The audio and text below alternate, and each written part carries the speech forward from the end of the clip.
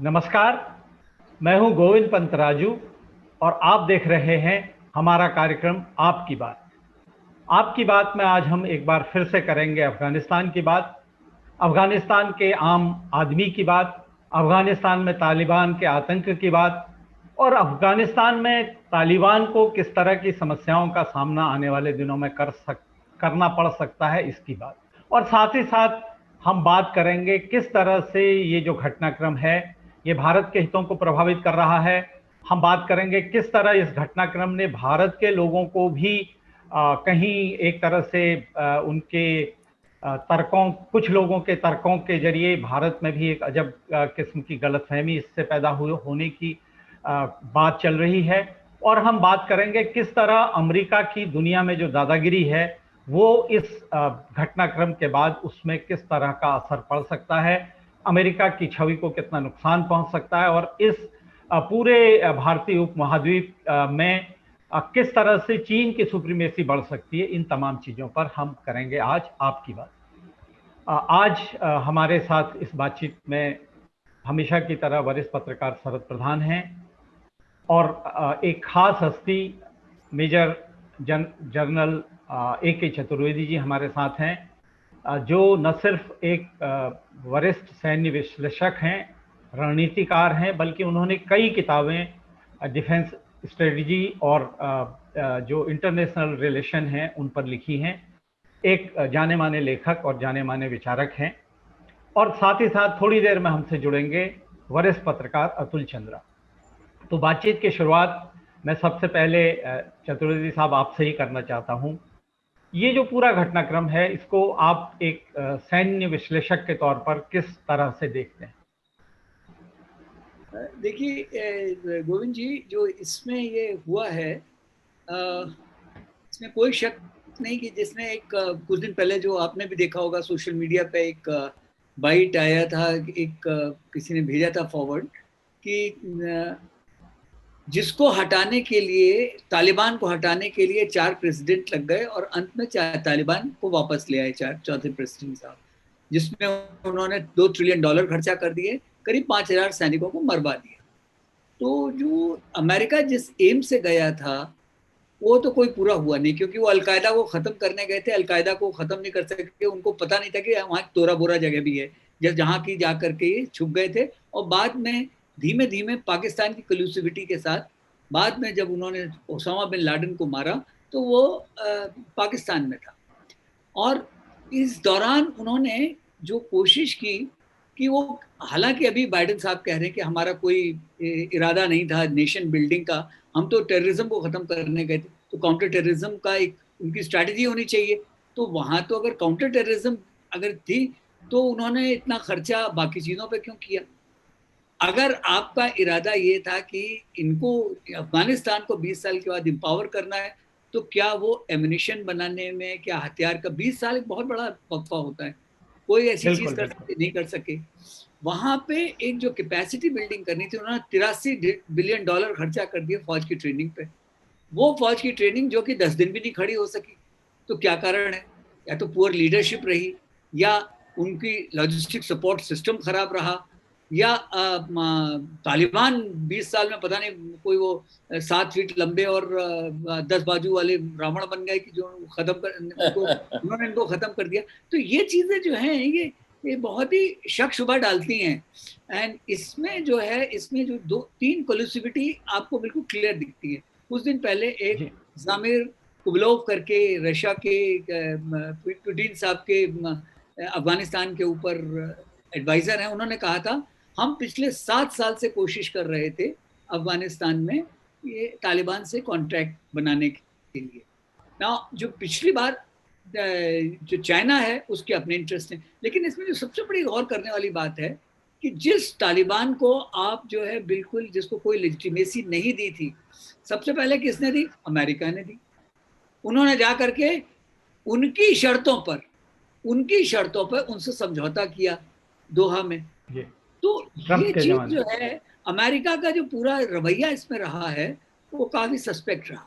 आज जो है उसको चाइना भी उसको कह रहा है कि चाइना के अपने इंटरेस्ट हैं, चाइना के इंटरेस्ट है कि सीपीसी में उसको वाडार में बात नहीं बन रही है, गिलगिट बाल्टिस्तान में मुश्किल आ रही है, तो वो कोशिश कर रहा है कि सीपीईसी को हम अफगानिस्तान के थ्रू ईरान ले जाएं, जहां से उसने एक पिछले साल एक डील किया है। तो ये चाइना को उनका अपना इंटरेस्ट है। पाकिस्तान सोच रहा है कि हमको स्ट्रेटेजिक डेप्थ मिल जाएगी। ये तो समय ही बताएगा कि पाकिस्तान को स्ट्रेटेजिक डेप्थ मिलेगी या अफगानिस्तान को पाकिस्तान में स्ट्रेटेजिक डेप्थ मिलेगी। इसमें जो आपने एक चीज पूछी कि जो इंडिया पे, देखिए इंडिया पे इमीडिएटली कोई खास असर पड़ने वाला नहीं है, लेकिन लॉन्ग टर्म में हमको अपना तैयारी रखनी पड़ेगी, क्योंकि 20 साल पहले जो था, जो कश्मीर की हालत थी, वहाँ बॉर्डर फेंसिंग नहीं थी, हमारी जो ह्यूमन थी वो कमजोर थी। आज कोई भी वहाँ एक नया लीडर पैदा होता है और महीने भर में उसको जन्नत भेज दिया जाता है। तो इसलिए जो इतना आसान उनके लिए नहीं। मुझे एक और याद है कि 1989 में मैं कश्मीर में था, तो वहां हमने एक अफगान को पकड़ा था, मुजाहिदीन को, उसका नाम था नसरुल्लाह लंगरयार, हुजी करके एक ऑर्गेनाइजेशन था, उसका चीफ था। वो कहता है जनाब हम 11 साल अफगानिस्तान में लड़ते रहे, सोवियत वाले हमको पकड़ नहीं सके, रूसी पकड़ नहीं सके, आप क्या हम 11 महीने नहीं टिक पाए। तो हिंदुस्तान की फौज को ये जो कम आंकने की अगर कोशिश करेंगे तो ये भी मुश्किल होगी, और पाकिस्तान का इसमें जो है शायद आने वाले दिनों में हमसे ज्यादा नुकसान हो। और अफगानिस्तान, जहां तक तालिबान का सवाल है, तालिबान एक दिखाने की कोशिश कर रहा है कि वो रिफॉर्म्ड है, लेकिन अगर आप इसमें देखिए जो अखुंदजादा का स्टेटमेंट, जब वो बने हेड तो उन्होंने सबसे पहले किसकी तारीफ की? उन्होंने सबसे पहले तारीफ कर दी अयमान ज़वाहिरी की। इसका मतलब अलकायदा फिर से आएगा। दूसरा जो मुल्ला याकूब है, वो मुल्ला उमर के नक्शे कदम पे, उन्हीं के बेटे हैं, वो उन्हीं के नक्शे कदम पे हैं, तो वो उनके आर्मी के लीडर हैं। तीसरा जो सिराजुद्दीन हक्कानी, वो जलालुद्दीन हक्कानी के बेटे हैं, वो पूरा आईएसआई स्पॉन्सर्ड है। तो ये जो क्वेटा शूरा या रहबरी उनकी शूरा है, उसमें जो मुल्ला बरादर हैं वो इनका एक फ्रंट फेस है। लेकिन वो क्या, अगर आप इसमें और कीजिए, 2010 से 2018 तक के कराची में जेल में थे, अमेरिका की नजिंग पे बाहर निकल के आए, क्योंकि अमेरिका इनको बिल्डअप करना है। तो लेकिन साथ ही एक चीज गौर कीजिएगा कि ये जो तालिबान है, इसको सपोर्ट कौन कर रहा है? कि अभी हामिद करजाई साहब आ गए बाहर, और उनके साथ अब्दुल्ला साहब हैं। तो अगर आप, और तीसरे हैं उनके साथ गुलबुद्दीन हिकमतयार। आप ये देखिए, तालिबान जो है एसेंशियली जो है ये एक पश्तून ऑर्गेनाइजेशन है। इनके खिलाफ आवाज ऑलरेडी उठने लगी है, जो जिसमें कि उनके साथ अहमद मसूद और अरामुल्ला सालेह का जो ग्रुप है, उसके साथ उनके होने लगी है कि वो नॉर्दर्न अलायंस को फिर से जीवित कर रहे हैं। आप आने वालों समय देखिएगा कि अभी ईरान इनके साथ है, लेकिन ईरान का जो मेरा अपना मानना है कि जैसे जैसे नॉर्दर्न अलायंस से मजबूत होता जाएगा और टर्की का इन्फ्लुएंस बढ़ता जाएगा, ईरान फिर से नॉर्दर्न अलायंस को सपोर्ट करने लगेगा, क्योंकि शिया का वो मारा जाना वो एक्सेप्ट नहीं करेंगे। बिल्कुल सही बात है। जो तालिबान का एक और चीज बताना चाहता हूँ तालिबान की, कि 2009 में एक सर्वे हुआ था जिसमें यह आया था कि तकरीबन मेजॉरिटी अफगानी जो थे वो तालिबान के सपोर्ट में थे। 2019 में जो आया है उसमें, और 2020 में है वो, उसमें सिर्फ 13% लोग अब तालिबान के साथ हैं आज की तारीख में। बिल्कुल जी, जो बात आपने कही वो दिख भी रहा है। जिस तरह से अफगानिस्तान का जो आज़ादी का जश्न था उसमें लोग झंडे फहराने के लिए बाहर आए, कई जगहों पर खुलकर तालिबान के खिलाफ बाहर आए, और कई जगह गोलियां भी चली उनको, लोगों के खिलाफ, उन लोगों के खिलाफ। लेकिन लोगों का प्रतिरोध दिखाई दे रहा है, और ख़ास तौर पर जो बात आपने कही, पंजशीर से एक बार फिर से अफगानिस्तान, आज़ाद अफगानिस्तान और पुराने अफगानिस्तान की आवाज़ उठी है। और क्योंकि वो ताजिक बहुल इलाका है, और पंजशीर को हमेशा से एक बहुत ही एक बड़े किले, दुर्ग के इलाके के तौर पर देखा जाता है, इसलिए कभी भी न वहाँ रशियन अपना प्रभाव दिखा पाए, न अमेरिकन दिखा पाए, न तालिबानी दिखा पाए। तो एक उम्मीद अफगानिस्तान के, जो आपने कहा कि 13% लोग सिर्फ तालिबान के साथ हैं, जो बाकी लोग हैं उनके मन में शायद अगर उम्मीद की किरण होगी तो वो पंजशीर से ही शायद वो किरण आगे आएगी। और उन्होंने पूरी दुनिया से, यूएन से भी और यूएस से भी समर्थन की अपील भी की है। ये आने वाले दिनों की बात होगी। लेकिन अभी की जो परिस्थितियां हैं, सरद जी, मैं आपसे समझना चाहता हूँ, जो एक बड़ा खतरा माना जा रहा है कि जितना बड़ा हथियारों का जखीरा अमेरिका वहां पर छोड़ के गया है, एक तो जो आरोप हैं अमेरिका पर जिसके लिए उसको दुनिया में जवाबदेही होगी, वो ये कि वो अगर 20 साल तक एक मुल्क को तैयार करने की कोशिश कर रहा था, तो उस फौज को वो इतना तैयार भी नहीं कर पाया कि वो 1 2 3 दिन एक बहुत छोटे समूह, क्योंकि शुरुआत में जो कंधार पहुंचे थे तालिबानी, वो उनकी संख्या बहुत ज़्यादा नहीं थी, लेकिन उतने थोड़े समूह के भी वो खिलाफ वो प्रतिरोध नहीं कर पाए। ये आरोप तो अमेरिका पर है ही, लेकिन साथ ही साथ जो इतना बड़ा हथियारों का जखीरा वो जिस तरह से छोड़ गए, क्योंकि अमेरिका को वो अफगानिस्तान को खाली करेंगे, ये कोई 1 2 दिन पुरानी बात नहीं है, ये महीनों पहले अमेरिका ने इस बात की घोषणा कर दी थी। तो ऐसे में कम से कम जो उनके बहुत ही खतरनाक किस्म के हथियार हैं, या तो उनको डिस्ट्रॉय किया जाना चाहिए था या उनको वापस अमेरिका पहुंचाया जाना चाहिए था। उनको इस तरह से तालिबान के हाथ में खुला छोड़ देना, इसको आप कितनी बड़ी चुनौती मानते हैं? देखिए, इसके पीछे तो मुझे लगता है अमेरिका की साजिश है। अमेरिका के डिजाइन हमेशा डूबियस रहते हैं, और जहां जहां उसने इस तरीके का दखल अंदाजी करी है ये तय करने के लिए कि दूसरे मुल्क में वो दखल अंदाजी इसलिए करते हैं कि वो डिसाइड करेंगे कि वो मुल्क कैसे रहेगा। बहरहाल जहां जहां इन्होंने इस तरीके से किया है वहां इसी तरीके का उनका डूबियस रोल रहा है। वरना जिस तरीके से छोड़ के गए हथियार, बड़ी सीरियस बात है। जो एक रिपोर्ट आई है उसके मुताबिक 58 बिलियन डॉलर्स का के हथियार वहां पे छोड़े हैं, 58 बिलियन डॉलर के। और उसमें जनरल साहब को तो पता होगा, देखिए इसमें जो बताया कि पहली बार उनको एयरफोर्स मिली है तालिबान को। अभी तक उनके पास एयर पावर नहीं थी, और एयरफोर्स की जो लिस्ट आई है, मेरे पास ये लिस्ट है, इसमें अफगान एयरफोर्स के पास ये जो जो जो हेलीकॉप्टर्स छोड़ के आए हैं वो 45 UH-60 ब्लैक हॉक्स हैं, 50 MD-530s हैं, 56 MI-17s हैं। उसके अलावा A-29 सुपर टुकैनो फाइटर है 23।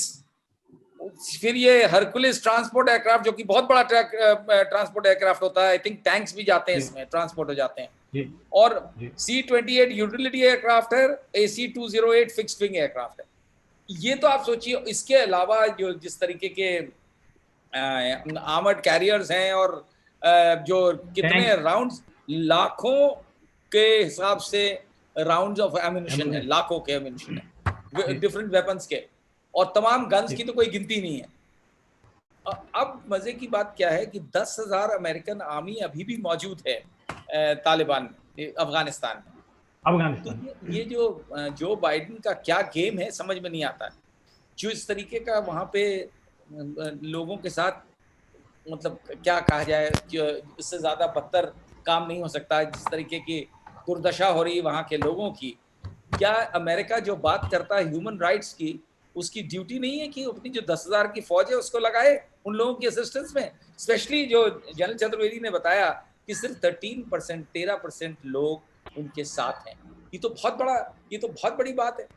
अगर जो है 87% लोग उनके साथ नहीं हैं, तो इसमें तो अगर मिलिट्री असिस्टेंस प्रोवाइड करें तो ये तो 2 मिनट में कंटेन हो सकते हैं। जनरल चतुर्वेदी, आप इस पर बेटर लाइट थ्रो कर पाएंगे कि ऐसी सिचुएशन में जहां लोकल जो पॉपुलेशन का इन्वॉल्वमेंट उसके अगेंस्ट है इस रेजिम के, तो अमेरिका क्या ये फिर से अपनी आर्मी को यूज करके, जो स्टेशन है वहां पे 10,000 की फौज, कोई मामूली और अमेरिकन आर्मी, और इतना सारा इक्विपमेंट है, और उनके पास इक्विपमेंट भेजने की कहा, तो ये इसका मतलब है इंटेंशन इनका ठीक नहीं है। लोगों को जिस तरह से लोगों को इसका इल ट्रीटमेंट हो रहा है, खुलेआम मोस्ट इनह्यूमन ट्रीटमेंट हो रहा है, उसमें वो खामोश बैठे हुए हैं। इसको किस तरीके से देखा जाएगा? ये मेरा अपना तो मानना ये है कि इसमें आपका जो कहना है बिल्कुल सही है कि अमेरिका की इसमें कल्यूसिविटी, उनका अपना कुछ और उन्होंने देखा है कि इसका, हालांकि काफी कॉन्स्पिरेसी थियरीज आ रही हैं, लेकिन सबसे बड़ी चीज तो ये है कि उनका जो कुछ एक और डेटा मैं आपको बताता हूँ जो इंटरेस्टिंग डेटा है, वो ये कि अमेरिका में उनके पास जो उनके करीब 5,000 सिपाही मरे, उनके पास रिक्रूटमेंट के लिए जवान नहीं है। तो वो क्या कर रहे थे, पहले मैक्सिको से ला रहे थे, और मैक्सिको से भी आने अब बंद हो गए। तो अब जो हालत है, उनके पास जवानों की कमी होने लगी है, लोग वहां अमेरिका वाले नहीं आ रहे। आप अगर गौर करो, पंजाब से लड़के, अच्छे अच्छे लड़के, अच्छे घरों के लड़के, खूब पढ़े लिखे, वो जा रहे हैं, वो फौज में जाके सार्जेंट बन जा रहे हैं, वहां पे कॉर्पोरल बन जाने के लिए अच्छा, ये तैयार हैं। दूसरे फॉरेनर्स को ले लेते हैं, अपनी आर्मी में लेते हैं ये? जी जी जी। और उनको क्या उसमें लालच क्या देते हैं कि अगर आप जिंदा रहे तो आपको ग्रीन कार्ड मिल जाएगा, आप वहां की सिटीजनशिप मिल जाएगी, और अगर कुछ हुआ तो आपको सारा कुछ, जो कुछ एक शहीद को दर्जा दिया जाता है वो देने को तैयार है। तो ये अमेरिका की अपनी एक मजबूरी भी थी यहाँ पे। लेकिन मुझे लगता नहीं है कि जिस तरह से वो बगराम को छोड़ के गए और सारा साजो सामान हथियार छोड़ के गए, वो छोड़, क्योंकि फौज का एक स्कॉच अर्थ पॉलिसी होती है, जब वो जहां से विड्रॉ करते हैं तो बिल्कुल जो कुछ बिल्कुल बिल्कुल उसका पूरी तरह डिस्ट्रॉय कर देते हैं। लेकिन इन्होंने स्कॉच अर्थ तो कुछ किया ही नहीं, कुछ भी नहीं किया, मतलब नॉट ओनली तो हथियार, पैसा छोड़ के गए हैं। ऐसा भी छोड़ के गए। ये सबसे ज्यादा परेशान करने वाली बात है दुनिया को। लेकिन जहां तक पैसे की बात है, इस तरह की भी खबरें आ रही हैं कि अमेरिका के अमेरिकन बैंक्स में, सेंट्रल बैंक्स में और जो पैसा था वो बहुत बड़ी रकम थी और वो सारी सीज कर दी गई है। तो तालिबान के सामने अपना रोजाना का जो काम है उसके खर्चे के लिए भी 4 दिन बाद ही समस्याएं आने लगी हैं। और IMF ने भी जो उनकी फंडिंग अफगानिस्तान के लिए थी उसको फिलहाल रोक दिया है। तो पैसे का संकट तो शायद वहां पर तालिबान के सामने आएगा। और जैसी कुछ तस्वीरें हमने देखी कल, तस्वीरें थी जिसमें लोगों को सड़क पर रोककर जो तालिबानी आतंकी थे वो उनकी जेबों की तलाशी कर रहे थे और उनकी जेबों में जो रकम थी वो निकाल रहे थे और उसके बाद लोगों को गोलियां भी मार दे रहे थे। और आज भी खबर है कि एयरपोर्ट पे जो पब्लिक पहुंची थी, अभी शाम की खबर है, बहुत बड़ी उनके खिलाफ गोलीबारी की गई है। भीड़ वहां पर बहुत ज्यादा थी। लोग किसी भी तरह से अफगानिस्तान से बाहर भागना चाह रहे हैं। दुनिया भर के तमाम मुल्कों में प्रदर्शन भी हो रहे हैं जो अफगानी नागरिक जहां जहां भी हैं। और एक बड़ी समस्या बिल्कुल साफ दिखाई दे रही है कि लोग, जो तालिबान का चेहरा है, वो भले ही पहले दिन उन्होंने कहा कि वो सबको आम माफी देंगे, लोगों के साथ अच्छा व्यवहार करेंगे, महिलाओं का भी सम्मान होगा, लेकिन अब वो पूरी तरह से सरिया पे आ गए। और एक खबर है कि टीवी एंकर, महिला एंकर को काम करने से रोक दिया गया क्योंकि वो महिला है और महिलाएं अब तालिबानी शासन में काम नहीं कर सकती हैं। तो ये जो स्थिति है, और अमेरिका का बाकी वहां पर कोई योगदान रहा हो न रहा हो, लेकिन जो 20 साल का दौर रहा है उसमें वहां पर महिलाओं की शिक्षा और खासतौर पर पूरे अफगान समाज की शिक्षा, उसका आधुनिक उसको बनाने का काम अमेरिका ने वहां पर काफी किया। और बड़ी संख्या में जो अफगान लड़कियां हैं वो नौकरियां कर रही हैं। अब उन सब के सामने भी संकट है, और अपनी नौकरी जाने का तो संकट है, अपनी जान जाने का भी संकट है। अतुल जी, मैं आप जीडीपी अपने आप नीचे चला जाएगा, एक बहुत बड़ा तबका काम नहीं कर रहा। इसमें लगता नहीं कि जो दुनिया पूरी साइलेंट बैठी है इस पे लेकर के, खाली वो पेपर टाइगर्स की तरह से स्टेटमेंट्स इशू कर देते हैं। तो ठीक है, इंटरनेशनल रिलेशंस ऑलराइट, तो चाइना और पाकिस्तान तो उतावले हो रहे हैं कि उनको रिकग्निशन ही दे डालें, और बाकी दुनिया साइलेंटली देख रही है। जो सारी दुनिया बात करती है, ह्यूमन राइट्स की बहुत बात करती है, यहाँ उनको ह्यूमन राइट्स का वायलेशन नहीं दिख रहा है। It's a matter of shame for those countries जो बहुत क्लेम करते हैं कि वो बड़े भारी चैंपियंस हैं ह्यूमन राइट्स के। शरद जी, आप भी जानते हो कि जो इंटरनेशनल रिलेशंस होते हैं वो इमोशंस पे, ह्यूमन राइट्स पे, इन सब पे काम नहीं करते हैं। आपको याद होगा जिमी कार्टर ने ह्यूमन राइट्स चाइना के बारे में बात की थी, एंड अगले दिन उनके जो वॉरेन, क्या नाम था उनका, ऐसे कुछ नाम था, वो उनको जाना, वॉरेन ऑस्टिन, हाँ, वो उनके जो फॉरेन मिनिस्टर थे, वो अगले दिन पहुंच गए चाइना में कि भाई साहब गलती हो गई। तो ये चीजें जो है, ये चीजें बिल्कुल they don't work international relations. China is understandable Jain साहब, चाइना इज अंडरस्टैंडेबल। चाइना से even at that point of time कि डायरेक्ट कॉन्फ्रंटेशन नहीं लेकिन तालिबान क्या चीज है? तालिबान अमेरिका के सामने क्या चीज है? और कितना भी सपोर्ट हो, लेकिन वो चाइना का सपोर्ट है, उसे पाकिस्तान का सपोर्ट है, तो पाकिस्तान तो वैसे भी सेकंड फिडल प्ले करता है अमेरिका के सामने।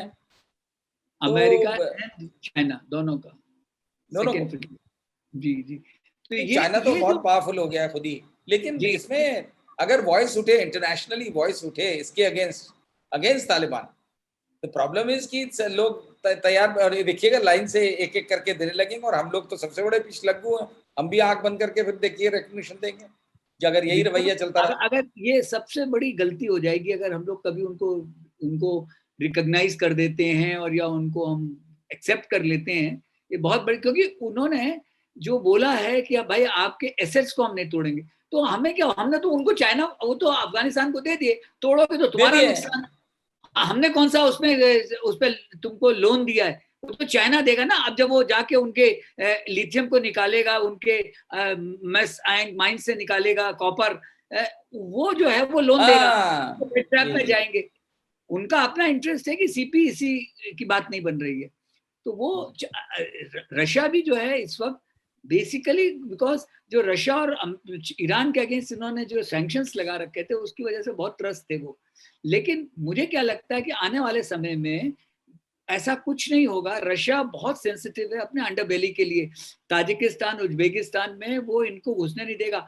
जो उज्बेकिस्तान तहफ़्फ़ुज़ मूवमेंट है उसमें अगर ये तालिबान पहुंच गए तो वो तो रशिया के डोर पे है, उसके बगल में ही जो है उनके अपने वो रिपब्लिक्स हैं जो कि मुस्लिम डोमिनेटेड है, तो उनके यहाँ तो और मुश्किल लगेगी, तो वो तो नहीं बात बनेगी। लेकिन हाँ ये है कि चाइना कर सकता है फॉर द टाइम बिंग, क्योंकि उसको ये भी होगा कि भाई ईटीआईएम को हम सपोर्ट नहीं करेंगे, ये भी हो जाएगा। इसने कुछ दिन के लिए बोल दिया होगा हम ईटीआईएम को सपोर्ट नहीं करेंगे, जो जिनजियांग में है उसके उतना ही सपोर्ट करेंगे। लेकिन ये जो चाइना का वहाँ पर इंटरेस्ट है उसके बारे में ये भी माना जा रहा है कि वो जो एक मिनरल वेल्थ वहाँ पर है अफगानिस्तान में, और जिसको ये माना जा रहा है कि अगर उसको पूरी तरह से एक्सप्लोर किया जा सके तो सऊदी अरब से ज़्यादा बेहतर इकोनॉमी चाइना की वो अफगानिस्तान की हो सकती है। इस तरह की जो चर्चा है, और ये माना जा रहा है कि चीन के लिए उसका जो लॉन्ग टर्म इंटरेस्ट है अफगानिस्तान में वो यही है कि वो किसी तरह से इस जो मिनरल वेल्थ है इस पर कब्जा करे। उसमें कुछ इस तरह के रेयर अर्थ मिनरल्स हैं जिनका आज की जो नई टेक्नोलॉजी है उसमें ज़बरदस्त इस्तेमाल होता है, और दुनिया में उनकी बहुत एक तरह से बड़ी कमी है। अतुल जी, ये तो एक पक्ष है। मैं आपसे मानवीय पक्ष के बारे में समझना चाहता हूँ। जो जिस तरह से तालिबान के जो अब आतंक है वो दिखाई देने लगा है महिलाओं के खिलाफ, आम नागरिकों के खिलाफ, दूसरे देश के लोगों के खिलाफ, यहाँ तक कि एक इंटरनेशनल प्रोटोकॉल के भी वो खिलाफ हैं। भारत के जो वहाँ पर जो राजदूतों के जो भी जितने भी दफ्तर वहाँ पर थे उनको आज उन पर रेड मारी गई, उनसे वाहन वहाँ से लूट लिए, ताले तोड़ दिए गए। ये कंधार में हुआ है। तो किस तरह से इस घटनाक्रम को आप देखते हैं, कितना परेशान करने वाली ये बात है? कि भारत के लिए तो ये बहुत परेशान करने वाली बात है ही, इसलिए क्योंकि भारत से उन्होंने शुरू में कहा था कि आप अपनी एम्बेसी मत खाली करिए, आपको कोई नुकसान नहीं पहुंचेगा, लेकिन कांधार कॉन्सुलेट में इन्होंने ये जा करके हरकत कर दी। तो जो एक चेहरा तालिबान का सामने आ रहा है वो ये है कि पब्लिक परसेप्शन के लिए एक चेहरा है जो उन्होंने शुरू के पहले दिन दूसरे दिन दिखाया, प्रेस कॉन्फ्रेंस करी, औरतों को अश्योर किया, एमनेस्टी अनाउंस करी गवर्नमेंट सर्वेंट्स के लिए वो, और आज की तारीख में वहाँ पर जो भी हो रहा है, बल्कि पहले दिन तो एक महिला प्रेजेंटर को इंटरव्यू भी दिया चैनल पर एक तालिबान अधिकारी ने, लेकिन वो सब अब खत्म हो रहा है। अब जो तालिबान सामने आ रहा है वो वही तालिबान 1.0 वाला चेहरा लेकर के आ रहा है। इसमें मानवीय हक की कोई कदर नहीं होगी, इसमें शरिया लॉ चलेगा। शरिया लॉ किस तरह का चलाएंगे वो, वही पुराना वाला या सऊदी अरेबिया से कुछ मिलता हुआ? हालांकि कहते हैं कि ये सऊदी अरब वाली इनकी लाइन नहीं है, ये जो तालिबान है ये देवबंदी नहीं है, ये हनफी आइडियोलॉजी के नजदीक है। तो इनका तो अपना अलग एक वो चलेगा शरिया लॉ। तो तो अब शरिया लॉ जब आप चलाएंगे तो हमको तो फिक्र है जो 1000 के करीब हिंदुस्तानी वहां पर बचे हुए अभी हैं, फंसे हैं। वो निकलना चाह रहे हैं वहां से, उसमें सिख भी हैं, हिंदू भी हैं, उनका क्या होगा? बिल्कुल, एक ये बहुत बड़ी बड़ी चिंता है पूरी भारत की जो जनता है, सारे जो भारत की सरकार है उसके लिए भी बहुत बड़ी चिंता है। लेकिन जिस तरह से ये जो शरिया कानून है वो बहुत सारे देशों में दुनिया में लागू है, लेकिन दुर्भाग्य से जो तालिबानी शरिया है वो दुनिया में सबसे ज़्यादा बर्बर और बिल्कुल सबसे अलग है। और मुझे वो लगता एक्चुअल है शरिया जब लॉ नहीं है, वो डिस्टॉर्टेड शरिया वही लॉ है। वही वही जब 20 साल पहले तालिबान वहां पर था, उस वक्त मीडिया नहीं था, उस वक्त वो जो हत्याएं करते थे, जो हिंसा करते थे, जो उनका जो आतंक का जो चेहरा था वो दुनिया को दिखाई नहीं देता था।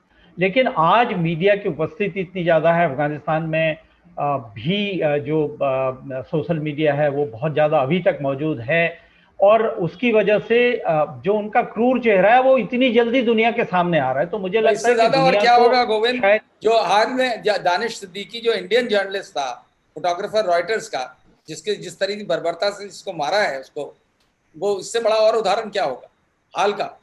बिल्कुल बिल्कुल बिल्कुल। और ये जो और ये तब था चीजें जबकि हैं। अफगानी रूल था, तब तालिबान ने कब्जा नहीं किया था। आप सोचिए आज जी क्या स्थिति होगी। जी।